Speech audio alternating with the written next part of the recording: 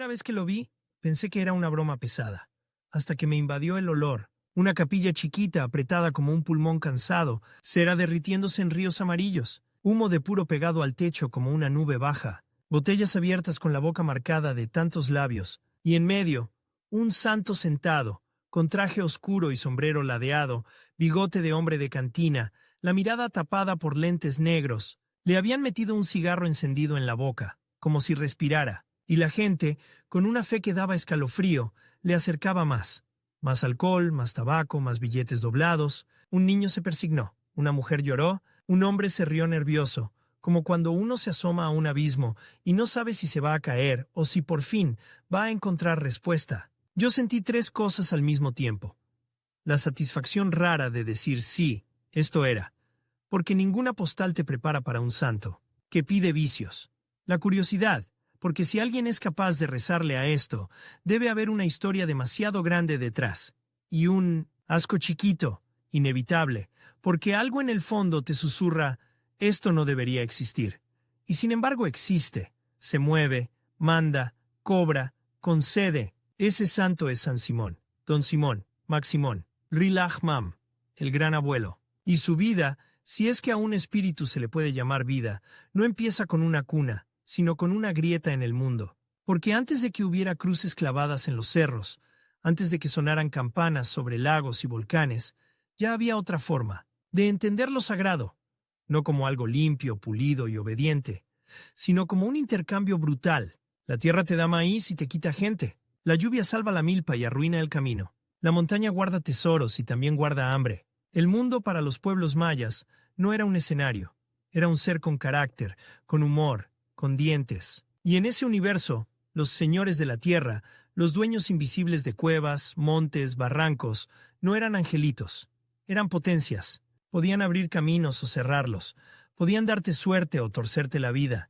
Con ellos no se creía nada, se negociaba, se les hablaba como se le habla al fuego, con respeto, con miedo y con la certeza de que, si te equivocas, te quemas. Ahí, en esa lógica vieja como el humo, es donde empieza la sombra de Maximón. Dicen los abuelos que él fue primero Mam, el anciano, el que sabe lo que tú no quieres saber, el que camina despacio porque no tiene prisa, ha visto caer imperios y levantarse casas con el mismo gesto. Otros dicen que era un protector de los pueblos, un guardián puesto para vigilar lo que la noche se lleva. Y otros, con una sonrisa torcida, te sueltan lo contrario, que Maximón nació para exhibir lo peor del deseo humano, para que no te hagas el santo tú. Y aquí viene el primer giro. El primer golpe de esta historia. Maximón no es bueno ni malo como en los cuentos. Es las dos cosas al mismo tiempo y por eso engancha. Porque lo sagrado, cuando se vuelve demasiado perfecto, deja de parecer real. Maximón, en cambio, se parece demasiado a nosotros. Promete, se enoja, juega sucio, se ríe, castiga, consuela. Y eso, para muchos, no es una blasfemia. Es la prueba de que escucha, pero el mundo cambió. Llegaron hombres con hierro, lengua nueva y una cruz como estandarte. No llegaron a preguntar, llegaron a ordenar, a renombrar, a decir esto sí, esto no. Y cuando una religión entra así como machete, algo pasa. Lo que estaba escondido no desaparece, se disfraza. Ahí nace el nombre doble. Ahí se cocina San Simón. Porque al espíritu antiguo, ese abuelo de cerro, de cueva, de polvo, lo vistieron con palabras cristianas. Le pegaron historias ajenas como si fueran piel prestada. Unos lo confundieron con un apóstol. Otros lo mancharon con la sombra de Judas. Algunos lo mezclaron con figuras históricas de la conquista, como si el dolor colectivo necesitara un rostro al que escupirle o pedirle cuentas. Y en ese remolino Maximón se volvió un espejo roto. Cada comunidad ve un pedazo distinto, y todos los pedazos brillan. En ciertos lugares se cuenta que fue un anciano sabio que intentó defender a su gente cuando los abusos ya no se aguantaban, y por eso lo mataron, pero volvió. Volvió con otro nombre, otra cara, otra forma. Porque el pueblo puede perder batallas, pero no siempre pierde a sus guardianes. En otros relatos, más oscuros, lo contrataron hombres que se iban a comerciar lejos, para que cuidara la virtud de sus esposas. Y el protector resultó ser el más tramposo. Se disfrazó, se metió en camas ajenas, se burló de todos. Cuando lo descubrieron, lo castigaron. Le torcieron la cabeza, le rompieron las piernas, lo amarraron, no para matarlo, sino para controlarlo. Como quien amarra una tormenta en una botella.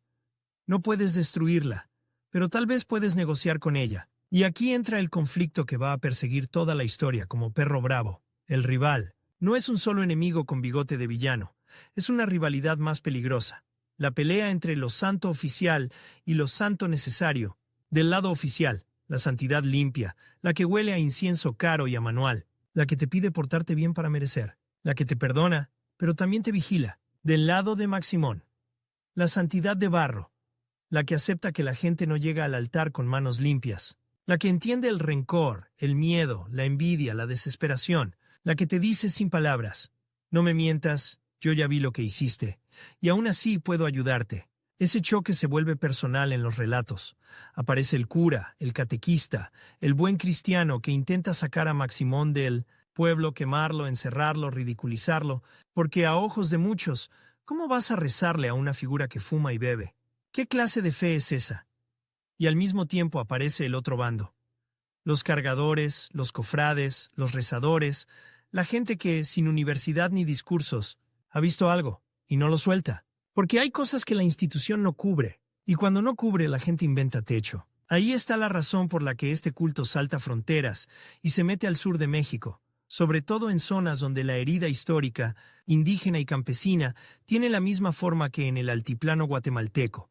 Comunidades mayas con memoria larga, fe mezclada, y un catolicismo popular que no cabe completo en un libro. No es la iglesia como estructura la que lo canoniza.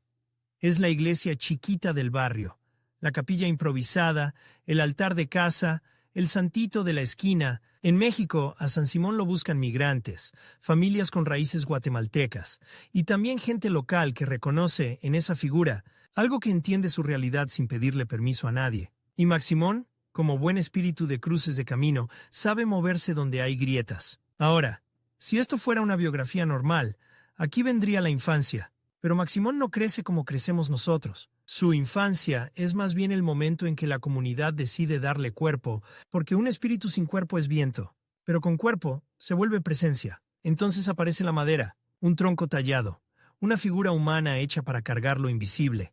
Le ponen ropa de hombre, a veces un traje, a veces pañuelos de colores, sombrero, corbata, lentes oscuros. Lo sientan en una silla como patrón de pueblo, como jefe de estación, como viejo que ha visto demasiado. Y de pronto sucede algo que da miedo decir en voz alta.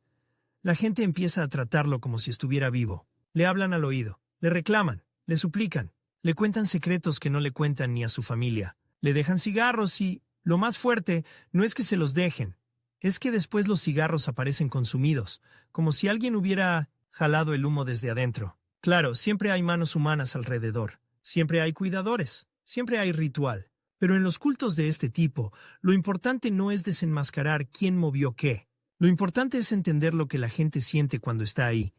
La impresión de estar frente a una fuerza que no se burla de tu miseria, sino que la negocia, y en esa juventud simbólica, Maximón aprende su papel.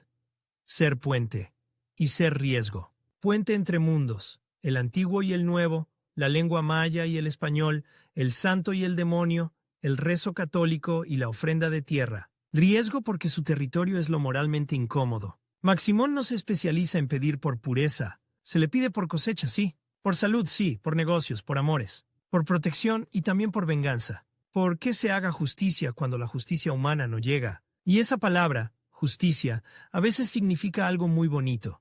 Y a veces significa algo que te deja un sabor amargo en la boca. Ese es el veneno y la medicina en la misma copa. Y entonces, como cualquier figura poderosa, Maximón atrae mercado, atrae fama y atrae imitadores. Aparecen altares falsos, devotos que lo usan para estafar, gente que cobra por milagros como si fueran boletos, y el rival oficial se frota las manos. ¿Ven? Eso es lo que pasa cuando se salen del camino. Pero aquí viene otro twist. Mientras más lo atacan, más crece, porque el ataque confirma su peligro, y el peligro confirma su poder. En los pueblos donde Maximón vive, no vive solo. Vive dentro de un sistema de cargos, de cofradías, de turnos. Hay guardianes que lo cuidan como se cuida a un abuelo caprichoso, con respeto y con reglas. Se sabe quién lo atiende, quién lo carga, quién le cambia la ropa, quién recibe a la gente. Y cada año, en ciertos lugares, su casa cambia. Hoy está aquí, mañana allá, como si no quisiera que nadie lo posea por completo, como si recordara que lo sagrado no es propiedad privada. Y ahora imagina el choque. Por un lado, la fe institucional diciendo Dios es orden. Por el otro, un santo que se muda, que fuma, que bebe, que recibe billetes, que escucha peticiones turbias, y que, aún así, para muchos, funciona porque si algo define a Maximón es eso, su fama de cumplir. No siempre como tú quieres. A veces como te lo mereces, a veces como te conviene sin que lo entiendas. Y ese tipo de reputación se esparce más rápido que cualquier catecismo. En la frontera entre Guatemala y México, y en caminos de migración hacia el norte, el nombre de San Simón viaja como viajan los rezos, doblados en el bolsillo. Se vuelve secreto compartido en un cuarto rentado, se vuelve vela encendida en un rincón. Y para quien vive con miedo, miedo a la migra, a la violencia, a la mala suerte, a la traición, un santo de los reales, que entiende, el mundo sucio puede sentirse más cercano que un altar impecable. Y aquí, sin que te des cuenta, ya estamos en el punto donde el rival se pone serio, porque el rival no es solo el cura, es la idea misma de que lo sagrado debe ser puro. Maximón desafía eso con cada cigarro, con cada trago, con cada sonrisa torcida que le pintan, y por eso provoca tanto rechazo y tanta devoción. En esta primera parte, quédate con esta imagen, porque es la semilla de todo lo que viene. Un espíritu antiguo que la conquista, no pudo borrar, solo disfrazar. Una comunidad que le construye cuerpo para poder hablarle. Un santo que no cabe en la vitrina, porque nace en el cruce, donde se juntan el miedo y la esperanza. Y un enemigo que no descansa, porque si Maximón gana terreno, entonces la gente empieza a creer algo peligrosísimo.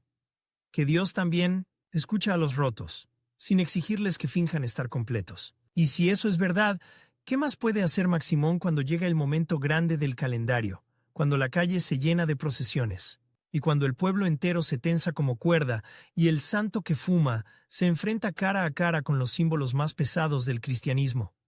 Ahí es donde la historia se pone de verdad incómoda. La noche después de aquella capilla, me fui caminando como si trajera un pecado pegado en la ropa. No era miedo exactamente.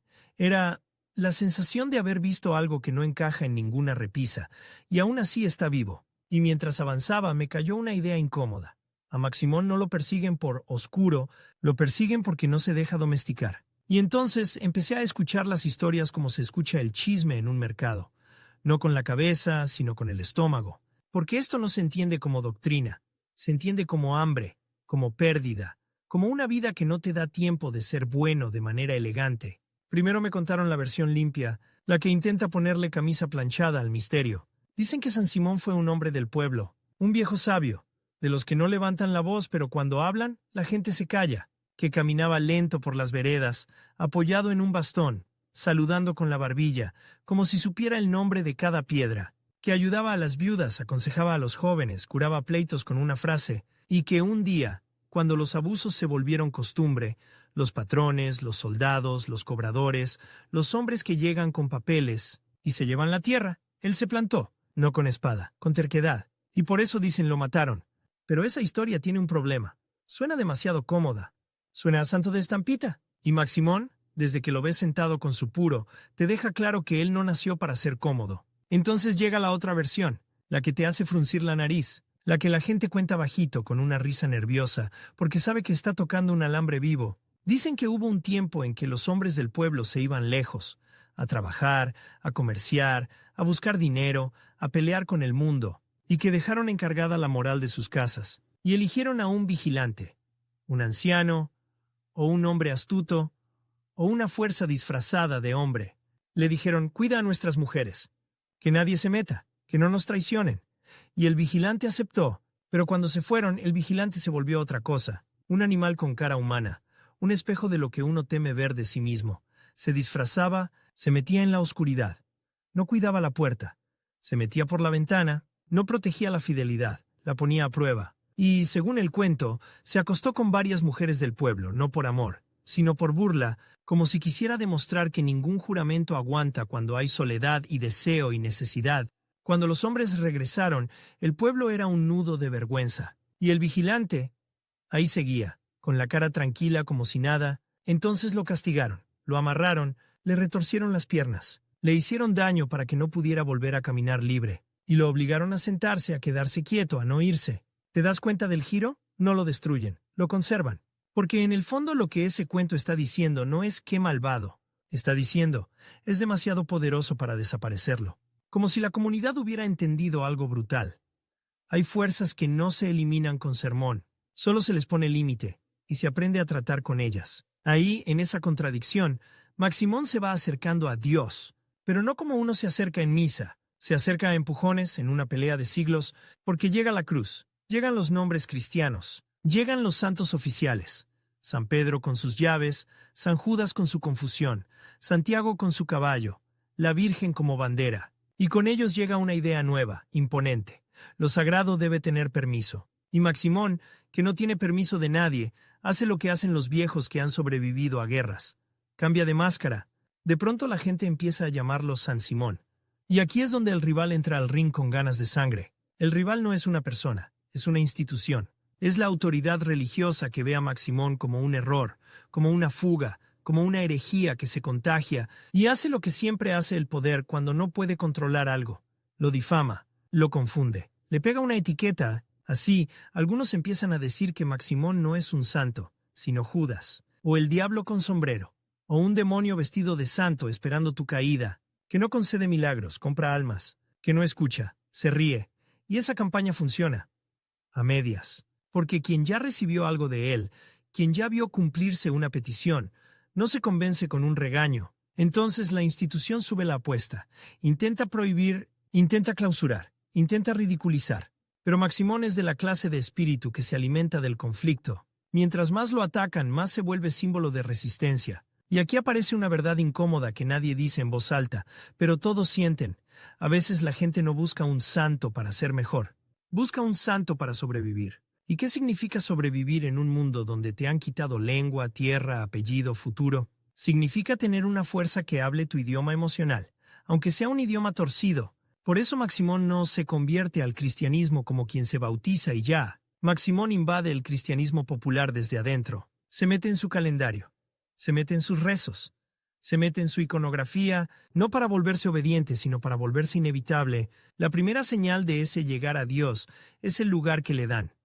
A Maximón no lo ponen en el monte como un ídolo escondido. Lo ponen cerca de la gente como un vecino peligroso. Y lo más fuerte, lo relacionan con momentos cristianos de máxima tensión, como si lo amarraran al corazón del drama. Porque el cristianismo, en el fondo, es una historia de traición y muerte y resurrección. Y Maximón es especialista en traición, en muerte simbólica, en volver. ¿Ves por qué encaja? Es como si se hubiera sentado en el teatro justo cuando empieza la escena más sangrienta. A partir de ahí su figura se vuelve un puente extraño, un santo que recibe ofrendas como espíritu antiguo, pero que se nombra con san como cristiano, un abuelo que exige reciprocidad. Tú me das, yo te doy. Un intercesor que no vive en el cielo abstracto, sino en el cuarto donde se fuma y se llora. Y justo cuando crees que ya entendiste su papel, viene otro twist. Maximón no se queda quieto en una sola identidad. Juega a hacer varias cosas, según lo que necesites, y según lo que él quiera. Para algunos es protector de viajeros, para otros es juez, para otros es patrón de negocios, para otros es el que castiga al infiel, para otros el que te ayuda a cruzar fronteras, fronteras de tierra y fronteras de vida. Para algunos incluso es el que domina a otras fuerzas, el que amansa lo que te persigue de noche. Y claro, esa versatilidad lo vuelve peligroso, porque un santo que hace de todo se parece demasiado a un dios viejo. Y eso, a ojos de la autoridad, es una amenaza directa. Entonces el rival cambia de estrategia. Ya no solo lo ataca, intenta absorberlo, convertirlo en folclore inofensivo. Ah, sí, qué pintoresco. Pero eso no es religión de verdad. Pero la gente no lo vive como folclore. Lo vive como contrato con la realidad. Y aquí, sin que te des cuenta, ya estamos en México. O mejor dicho, ya estamos en el México donde la fe nunca fue pura, porque la historia tampoco lo fue.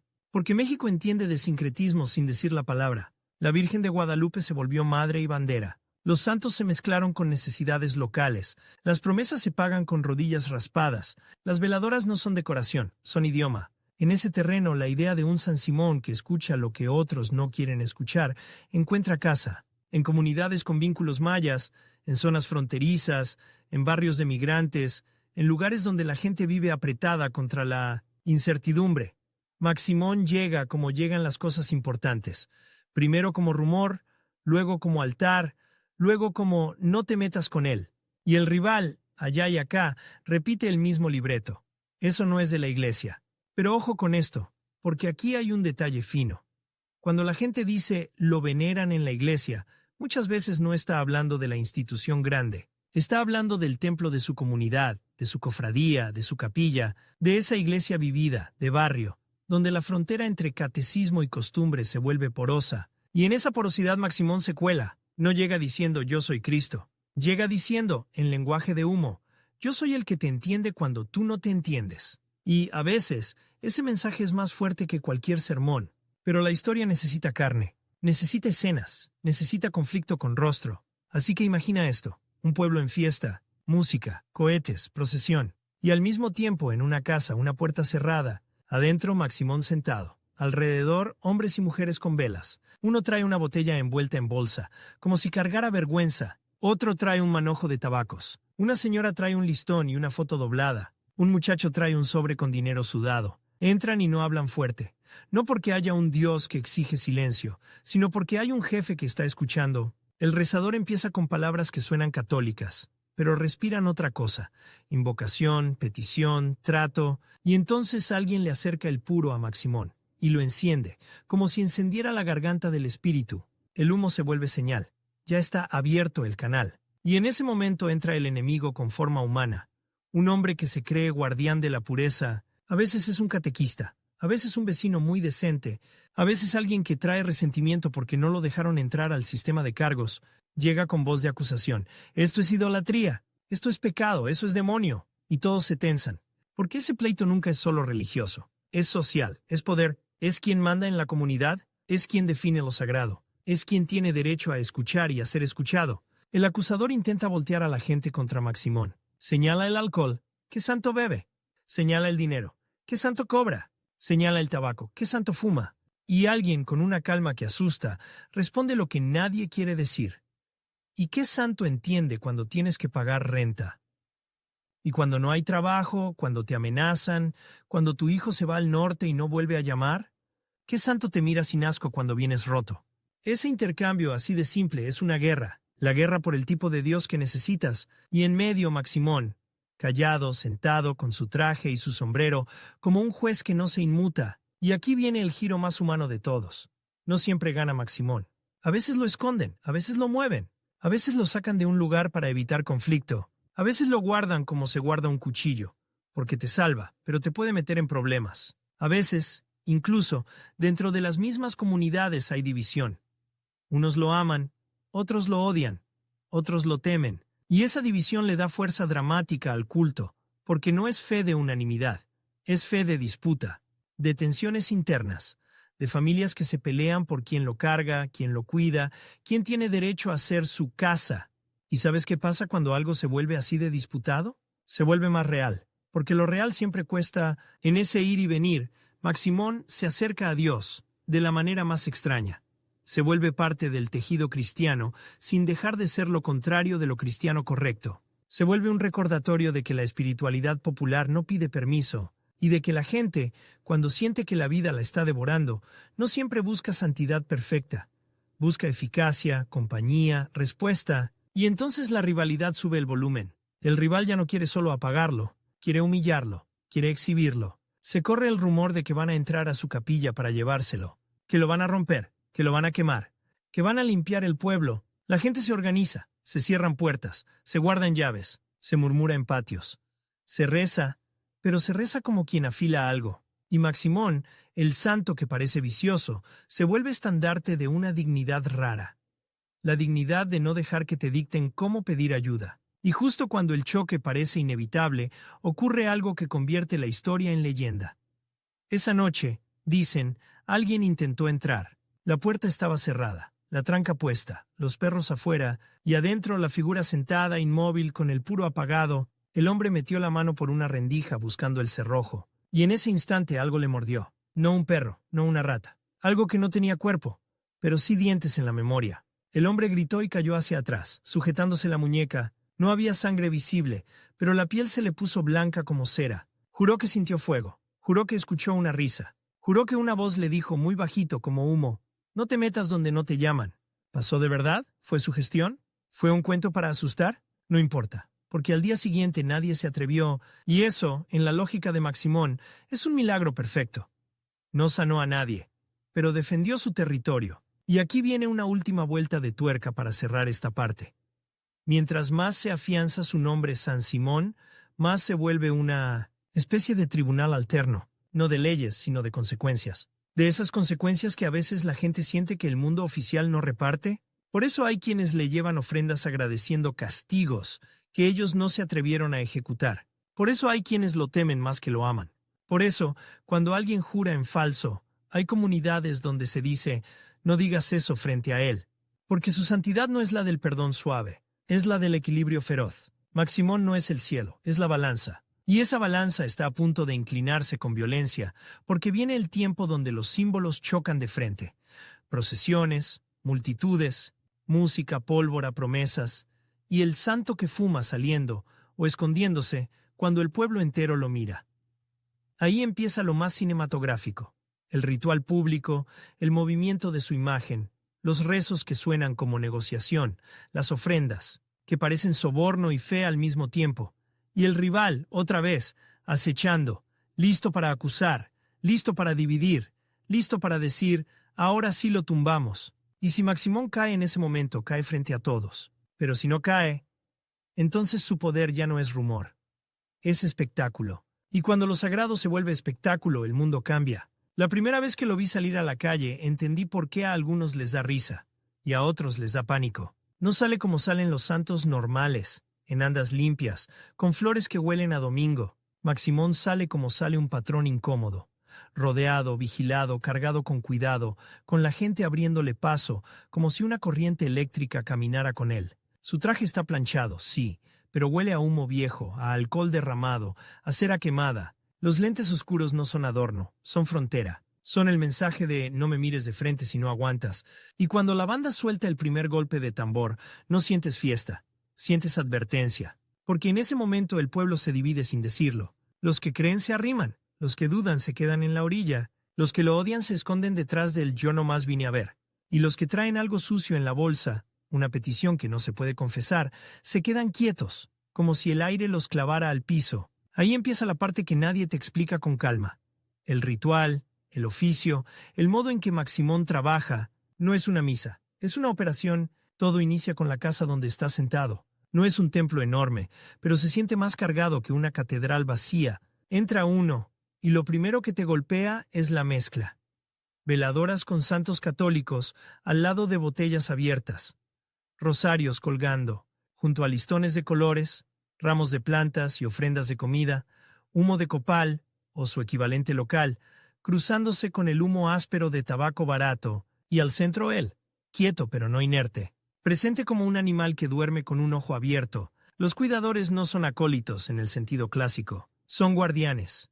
Gente con cargo, con responsabilidad, con reputación. No cualquiera le prende el puro a Maximón, no cualquiera le cambia el traje. No cualquiera toca su silla, hay reglas.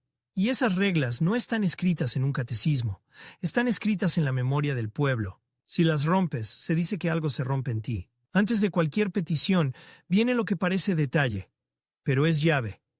Abrir la boca del santo, le acercan el tabaco, lo encienden. A veces es puro, a veces cigarro, a veces lo que haya. Lo importante no es la marca, es el acto. Encender el canal, como si el humo fuera cuerda que amarra tu palabra con el otro lado. Luego viene el trago, ron, aguardiente, licor. Se lo dan no porque crean que la madera bebe, sino porque la fuerza a la que representa, esa energía antigua, ese abuelo, se alimenta del ofrecimiento y del símbolo. Y entonces ya abierto, empieza el intercambio. Aquí el ritmo cambia, se vuelve íntimo. La gente pasa de uno en uno. Algunos hablan, otros no pueden. Nomás dejan cosas, como quien deja pruebas en un juicio. Una mujer deja una foto doblada y un listón rojo. Tiembla, no te dice quiero amor, te dice quiero que regrese o quiero que se vaya. Y esa diferencia es un abismo, porque Maximón sirve para ambas cosas, y eso es parte del vértigo. No es un santo especializado en finales felices, es un santo especializado en finales. Un señor deja billetes enrollados con liga, no lo hace con orgullo, lo hace con urgencia. Te das cuenta de que para él no es pagar un favor, es pagar un seguro contra el desastre, porque hay gente que llega a Maximón no por fe, sino por terror a perderlo todo. Un chamaco deja una veladora negra y otra blanca, negro y blanco, como diciendo, no sé si vengo a pedir bendición o a pedir castigo, pero vengo. Y entre cada persona, el rezador o la rezadora hace lo suyo. No predica como sacerdote, no regaña como maestro. Traduce, es intérprete entre mundos. A veces reza en español, a veces suelta palabras antiguas, a veces mezcla, y esa mezcla es precisamente el corazón del sincretismo. No es confusión, es estrategia de supervivencia. Porque si lo sagrado que te imponen no te alcanza, tú lo expandes. Aquí aparece un hecho visual que siempre me ha parecido brutal. La manera en que el dinero se vuelve oración. No donativo, no limosna, no cooperación. Oración. Lo doblan, lo enrollan, lo meten entre pañuelos, lo amarran con listones, lo pegan a su silla, lo ponen junto a su mano. Y en ese gesto hay algo que a un devoto tradicional le puede dar asco, pero que en el fondo es honestidad. En el mundo real, las tragedias cuestan. Enfermarse cuesta, migrar cuesta, enterrar cuesta, defenderse cuesta. Y entonces la gente le reza a quien entiende el precio. Por eso Maximón no es bonito. Maximón es útil. Y aquí entra la rivalidad con más claridad que nunca. Porque el rival, la santidad oficial, tiene un arma muy poderosa. La vergüenza. El rival te dice, eso es sucio, eso no es fe, eso es superstición, eso es pecado. Y la vergüenza, cuando te la meten, te vuelve manejable. Pero Maximón funciona al revés. Te quita la máscara de yo soy buena persona y te deja decir lo indecible. Te deja reconocer el impulso feo, el deseo de revancha, el miedo animal. Y eso libera, pero también mancha. Por eso la gente sale de su casa con la mirada rara, como si hubiera confesado algo que no quería escuchar ni de sí misma. Ahora, para que esto sea cinematográfico de verdad, hay que ver cuando el ritual deja de ser cuarto cerrado y se vuelve calle. Porque ahí es donde Maximón se vuelve un actor principal, y el pueblo se vuelve escenario. En ciertos momentos del año lo sacan, no siempre, no en todas partes igual. Pero cuando lo sacan, el aire cambia. Lo cargan como se carga a un jefe que pesa más por lo que significa que por lo que mide. La gente le pone flores, sí, pero no flores dulces, flores como ofrenda de tregua. Cohetes suenan, pero no como fiesta, como aviso. Y él avanza entre música y gritos, con el humo del tabaco marcando su ruta como si fuera un animal dejando rastro. Y entonces, sucede una escena que, si nunca la has visto, cuesta creer. Maximón recibe saludos como político, como padrino, como juez. La gente estira la mano, toca su ropa, le pega billetes, le acomoda el sombrero, le habla. No es adoración de rodillas perfectas, es contacto, es cercanía física con lo invisible. Ahí, en ese empuje de cuerpos, aparece el enemigo otra vez, pero ahora con máscara social. La gente decente que lo mira con desprecio, el religioso que lo condena, el que dice, eso es del demonio. Y lo dice fuerte para que se oiga, para marcar territorio, para que la comunidad sepa quién está del lado correcto. Y de pronto el conflicto deja de ser teológico y se vuelve personal. Porque el rival no quiere solo prohibir, quiere humillar a los cargadores, quiere romperles el orgullo, quiere quitarles el control del símbolo. Y los cargadores, que no son tontos, lo saben. Entonces se preparan. No con violencia abierta, porque la violencia abierta te hunde, sino con ritual como defensa. Refuerzan reglas, cierran puertas, cambian horarios, mueven la imagen de un lugar a otro como si fuera un secreto, no para esconderla del pueblo, sino para esconderla del enemigo. Y aquí viene un twist que casi nadie anticipa. Maximón no solo tiene devotos, tiene diplomáticos. Gente que habla con el sacerdote, con el oficial, con el que manda y negocia. No lo toquemos. No lo hagan escándalo. Déjenos en paz y nosotros no armamos bronca. Es decir, el sincretismo no solo es mezcla religiosa, es política comunitaria. Porque Maximón no vive aislado. Vive dentro de relaciones de poder. Quien controla su casa controla prestigio. Quien controla su procesión controla parte de la identidad del pueblo. Y eso atrae competencia interna. Envidias, pleitos, acusaciones de tú te estás quedando con las ofrendas. Tú estás usando al santo. Para tu negocio, tú lo estás corrompiendo. Ese es otro enemigo. El competidor que se disfraza de devoto no viene con sotana, viene con sonrisa y vela en la mano. Pero por dentro quiere lo que Maximón representa. Control sobre la fe de los demás. Y cuando eso pasa se pone feo, porque Maximón, en la imaginación popular, no tolera que lo usen sin respeto. Y entonces aparecen historias de castigos que corren como pólvora, que a uno le fue mal por robar ofrendas, que a otro se le cerró el camino por mentir, que a alguien lo agarró una enfermedad rara después de burlarse del altar, que un negocio se fue a la ruina por prometer y no pagar. ¿Son hechos verificables? En la lógica de este mundo, lo verificable es secundario. Lo importante es el efecto. La comunidad aprende disciplina por miedo, por respeto, por memoria. Y así, Maximón se vuelve una especie de policía espiritual donde no alcanza la policía real. Aquí entra otra escena fuerte, de esas que se te quedan pegadas. La limpia, que no parece limpia, porque a veces llegan personas con sensación de carga. Mala suerte, envidia, chisme pesado, algo me está siguiendo.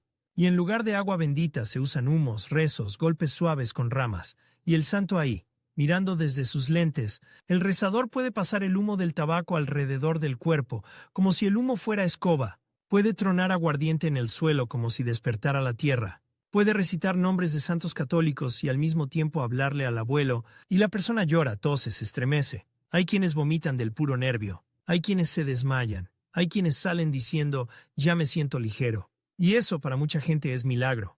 No el milagro de caminar sobre agua, el milagro de poder respirar sin ansiedad un día más. Ahora, en medio de toda esta maquinaria, Maximón también predica, pero no predica con palabras, predica con consecuencias. Su sermón favorito es simple. Todo se paga. Y aquí está lo más incómodo. Ese pago no siempre es moral. A veces es literal, a veces es promesa. Si me cumples, te cumplo. A veces es reciprocidad comunitaria. Si recibes, tienes que devolver no al santo, al sistema, a la gente. A veces es compromiso real.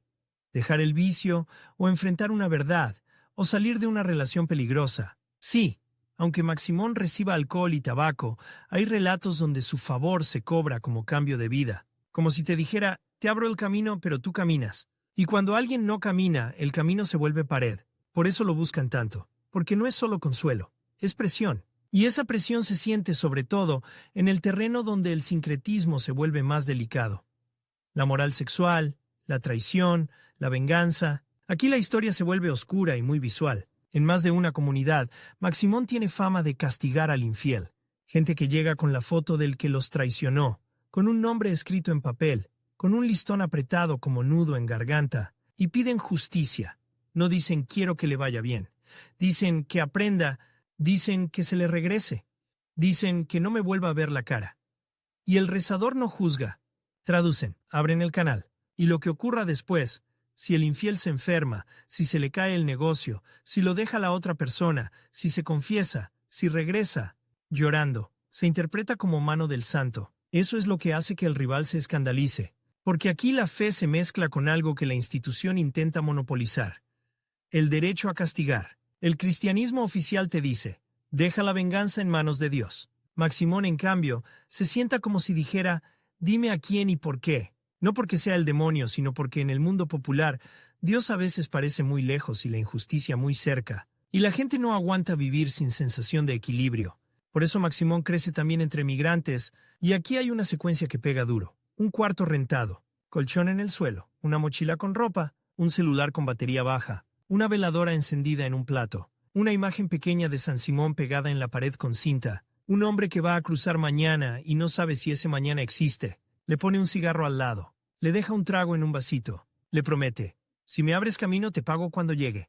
En esa escena México aparece de lleno, porque México es país de caminos peligrosos, de gente que se va y no vuelve, de fe práctica, de santos que protegen rutas. Y aunque la iglesia institucional no lo ponga en el altar principal, la iglesia vivida, la del pueblo, la de la casa, la de la promesa, lo adopta como herramienta, y eso explica por qué lo veneran en la iglesia mexicana, en el sentido popular.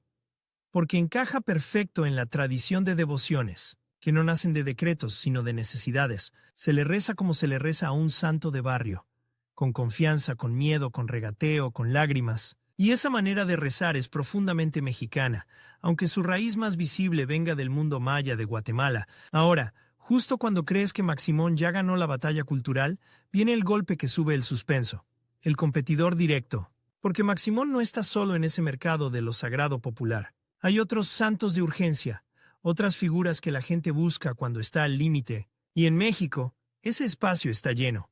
Devociones que crecen en las orillas, donde el Estado falla, donde la vida es dura. Ahí Maximón entra a una arena donde ya hay pesos pesados. Y entonces empieza una guerra silenciosa.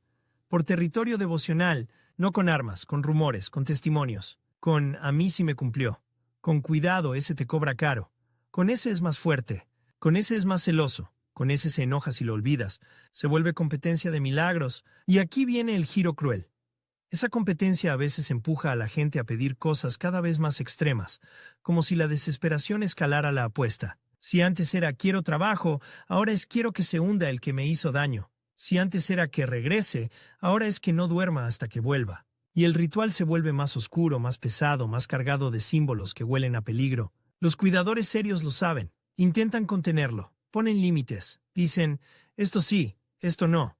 Porque si el culto se vuelve pura violencia simbólica, se quiebra. Se vuelve arma, no refugio. Y Maximón, aunque parezca lo contrario, se sostiene por una cosa: equilibrio. No santidad limpia, equilibrio. Entonces lo que hacen es reforzar el lado comunitario. La responsabilidad, la ayuda, el respeto. Si vienes a pedir, no vengas solo a quitar. Deja algo, cumple, no juegues con esto. Y en ese esfuerzo, Maximón se vuelve todavía más interesante.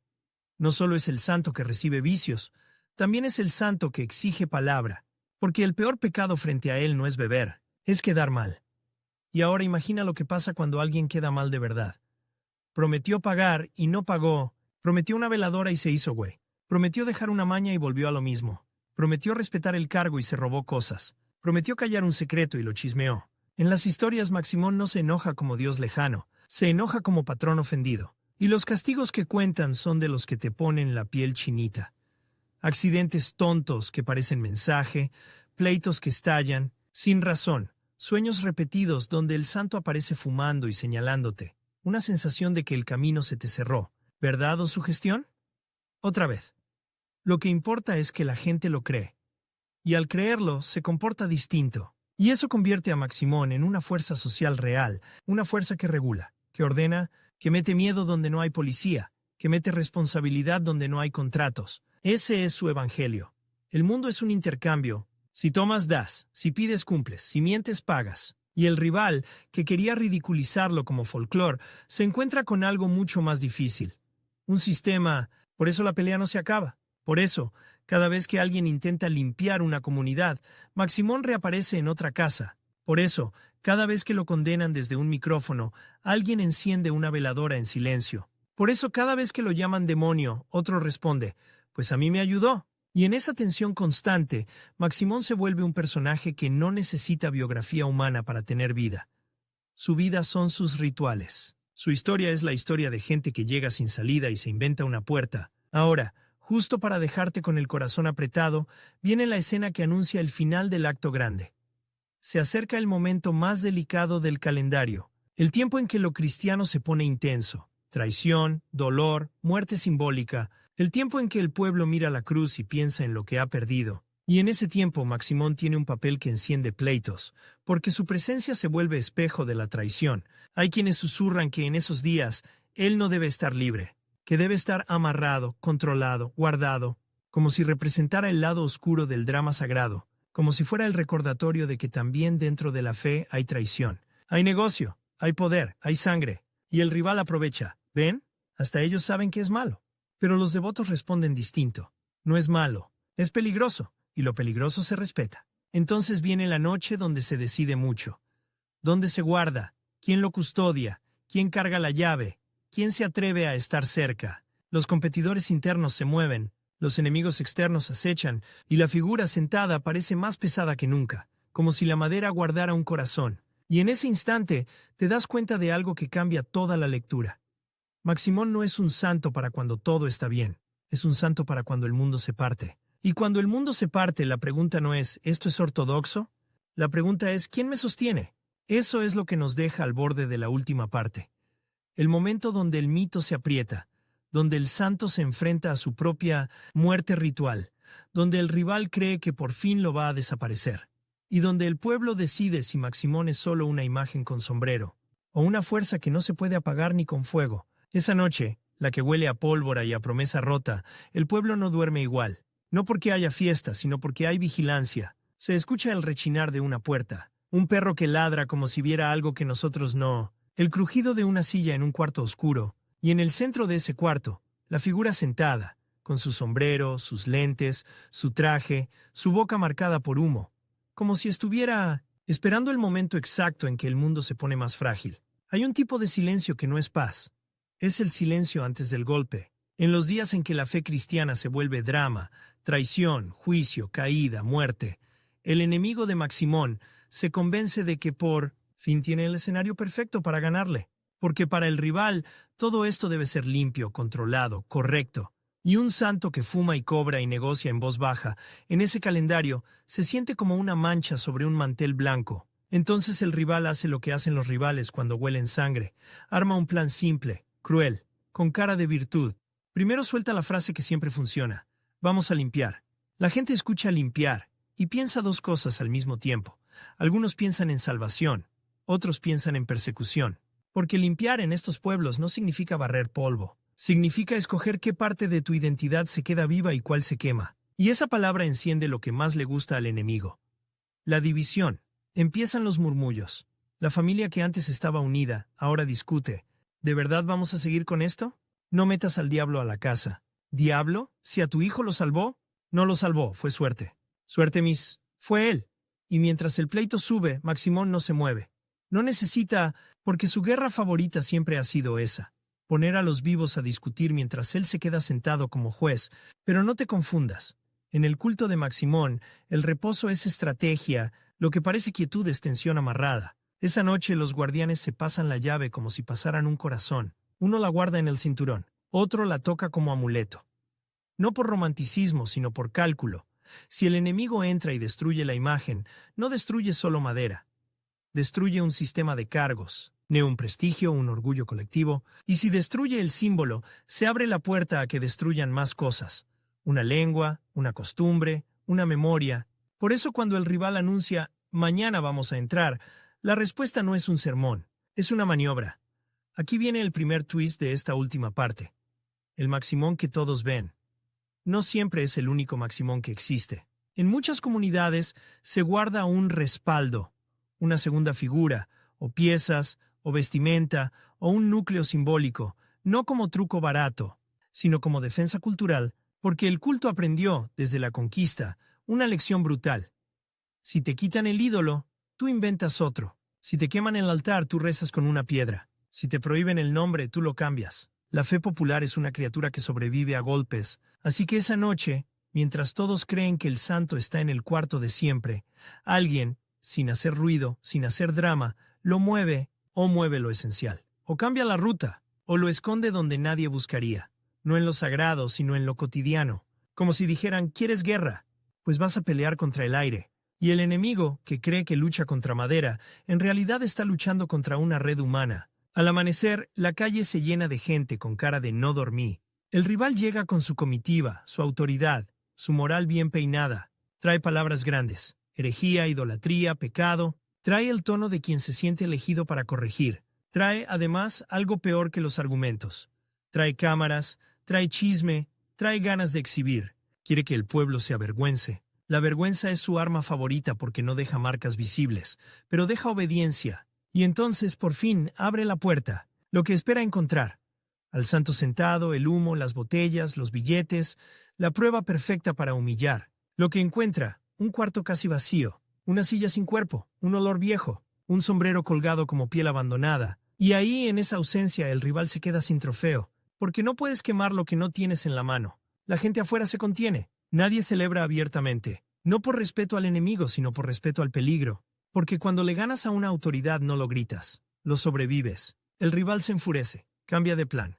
Ya no va a limpiar con discurso, va a limpiar con miedo. Empieza la cacería, revisan casas, preguntan, amenazan. ¿Dónde lo tienen? Y la gente, entrenada por siglos, sabe mentir sin culpa cuando lo que protege es más grande que una regla. No sé. Aquí no. ¿Quién sabe? Ya se lo llevaron. A lo mejor se fue, como si hablaran de un hombre vivo. Y ahí está el truco más poderoso del mito. Cuando un espíritu se vuelve comunidad, se vuelve inatrapable. Pero el enemigo no es tonto. Sabe que no necesita capturar al santo para ganarle. Solo necesita sembrar terror suficiente para que el pueblo se canse. Para que la gente diga, ya, mejor lo dejamos, nos está trayendo problemas. Entonces empieza la presión económica, social, religiosa. Amenazan con quitar apoyos, con negar sacramentos, con señalar a familias. El rival busca romper el vínculo más sensible, la reputación, Porque en pueblos y barrios la reputación es moneda. Si te marcan como idólatra, te vuelves sospechoso, te vuelves aislado, te vuelves vulnerable. Y ahí, justo cuando parece que el culto puede quebrarse, ocurre algo que no se predica, pero se siente. El santo se convierte en bandera de dignidad. Una señora, de esas que no gritan pero mandan, se planta y dice una frase que cae como piedra en agua quieta. Nos han quitado muchas cosas. Esto no. Esa frase no habla solo del santo. Habla de la historia completa. De la tierra, de la lengua, de la pobreza, del desprecio. Habla de todo lo que el pueblo ha tragado sin chistar. Y de lo poco que decide no soltar. Y el enemigo, al escuchar eso, entiende que ya no pelea contra superstición. Pelea contra identidad. Y cuando una pelea se vuelve identidad, se vuelve peligrosa. Por eso la confrontación se mueve al terreno simbólico más dramático. El momento de la muerte. Porque sí, Maximón también muere. Pero no como muere una persona. Muere como muere un mito, en ritual. Hay lugares donde se dice que en esos días él debe ser amarrado, controlado, apartado, porque representa la traición, el exceso, el lado incómodo del relato. Hay lugares donde su figura se relaciona con el traidor, con el que vende por monedas, con el que negocia lo sagrado. Y esa asociación, sea justa o no, le da un papel teatral. El santo se vuelve sombra necesaria para que la luz se note. Y entonces llega la escena que, si la filmas bien, te revienta la cabeza por lo contradictoria. Un cuarto oscuro, un grupo de guardianes, una cuerda, y Maximón sentado con el puro apagado. Lo amarran, no por odio, por respeto. Lo amarran como se amarra un río para que no se desborde, como se amarra una bestia que protege pero también muerde, como se amarra un secreto para que no mate a quien lo carga. Y la cuerda, apretada sobre el traje, se ve como una sentencia. Hay devotos que lloran al verlo así. Otros se persignan. Otros se quedan quietos, porque el rito toca una parte profunda del miedo humano.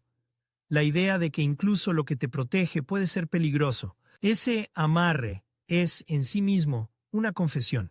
El pueblo sabe que está tratando con una fuerza ambigua, y en lugar de negarlo, lo ritualiza. Le pone reglas, le pone límites. El rival aprovecha esa imagen para gritar, ¡ven! Hasta ellos lo encadenan. Pero la gente entiende otra cosa. Lo cuidamos. Y entonces el rito avanza. La figura puede ser escondida, guardada, llevada a otro sitio, apartada del flujo público. Como si el santo entrara en un pequeño sepulcro simbólico. Un encierro temporal que marca, ahora no manda él, ahora manda el calendario cristiano. Y aquí aparece el segundo twist, el más ácido de todos. En vez de destruir a Maximón, el calendario lo vuelve inmortal, porque cada año el rival cree que lo va a apagar con la solemnidad cristiana. Y cada año, después del drama, Maximón regresa, y ese regreso es pura dinamita emocional. Cuando por fin lo desatan, el acto se siente como liberación, como si el pueblo respirara de nuevo, como si el abuelo se levantara del suelo de la historia, sacudiera el polvo y dijera, aquí sigo. Ese aquí sigo es su mensaje más poderoso, y te lo juro. Hay pocas cosas más intensas que ver la cara de alguien que está convencido de que el santo volvió a escuchar. Porque no es alegría limpia, es alivio con cicatriz. Ahora, el enemigo no se rinde. Si no puede destruir el culto en el terreno religioso, intentará destruirlo con el veneno más moderno. Convertirlo en mercancía ridícula. Empiezan a vender imágenes baratas, deformadas, sin respeto. Aparecen supuestos altares que son puro negocio. Gente que cobra por trabajos como si fueran menús. Influencers de la fe, charlatanes. Y el rival se frota las manos otra vez. ¿Ven? Puro fraude. Y aquí viene el tercer twist. El culto se defiende desde adentro. Los guardianes tradicionales, los rezadores serios, las cofradías auténticas, empiezan a marcar diferencia. Eso no, así no. No lo uses para chingar. No le prometas si no vas a cumplir. No mezcles por mezclar. No te robes lo que es del pueblo. Y esa depuración interna, aunque a veces sea silenciosa, tiene un efecto enorme. Muestra que el culto no es caos. Es disciplina comunitaria con códigos propios. De hecho, en ese proceso, Maximón se vuelve todavía más mexicano en el sentido profundo. Se adapta al barrio, al mercado, a la frontera, al migrante, al que vive entre dos países y dos formas de rezar, no necesita reconocimiento oficial para existir. Se parece a la fe popular mexicana porque vive en lo que la gente hace, no en lo que la institución firma. Y por eso, aunque la iglesia institucional muchas veces lo mira con recelo, en el nivel comunitario su presencia se cuela. En capillas, pequeñas, en hogares, en cofradías, en celebraciones populares, donde lo católico y lo ancestral se abrazan sin pedir permiso. En México, su culto puede ser más discreto o más visible según la región y la historia local, pero su lógica encaja. Promesa, ofrenda, na reciprocidad, protección, camino. Ese es su reconocimiento real. No un papel, sino una práctica que se sostiene, pero tú me pediste muerte. Así que vamos al filo final. ¿Cómo muere alguien que nunca fue del todo humano? Maximón muere cuando lo olvidan. Y eso es más cruel que el fuego, porque la madera se reemplaza, la ropa se vuelve a coser, el altar se reconstruye, pero el olvido es el único enemigo que sí gana. Y por eso el culto pelea tanto por seguir vivo, por eso se transmite en voz baja, por eso se enseña a los jóvenes, aunque sea con cautela, por eso se cuentan historias de castigo, no solo para asustar, sino para asegurar memoria, porque un mito necesita que lo recuerden para seguir respirando. En esa lógica, la muerte de Maximón no es un evento único, es un riesgo constante. La modernidad que arrasa, la migración que dispersa, el miedo que calla, la vergüenza que muerde, el mercado que trivializa. Y aún así, ahí está su legado más duro. Sobrevivió a la conquista, sobrevivió a la condena, sobrevivió a la burla, porque se instaló en el lugar donde siempre habrá gente, el lugar de la necesidad real. No te prometo que Maximón es bueno, sería mentirte, y ese es el pecado que más caro cobra. Te prometo algo más honesto. Maximón es un retrato de lo que pasa cuando un pueblo no acepta que le dicten cómo hablar con lo invisible. Es el rastro de una raíz precolombina que no se dejó arrancar, solo cambió de nombre. Es la prueba de que el sincretismo no es mezcla bonita, es cicatriz activa. Es la evidencia de que lo sagrado puede ser incómodo, y que lo incómodo también sostiene. Y si hoy, en México, su figura aparece en altares discretos, en comunidades con vínculos mayas, en redes de migración, en barrios donde la vida aprieta, no es porque la iglesia lo haya proclamado desde arriba, es porque la gente lo bajó a tierra y lo sentó en una silla, porque hay rezos que no se hacen en latín, ni en voz alta, ni con manos limpias. Hay rezos que se hacen con el miedo en la garganta y la esperanza doblada en un billete. Y ahí, con su sombrero ladeado, sus lentes negros y su boca marcada por humo, Maximón se queda como una pregunta que quema. ¿De verdad te asusta que un santo fume? ¿O te asusta que exista un santo que te entienda cuando nadie más quiere entenderte? Porque ese es el golpe final, el que el rival nunca ha podido apagar. Maximón no necesita que creas en él como idea, le basta con que lo necesites como presencia.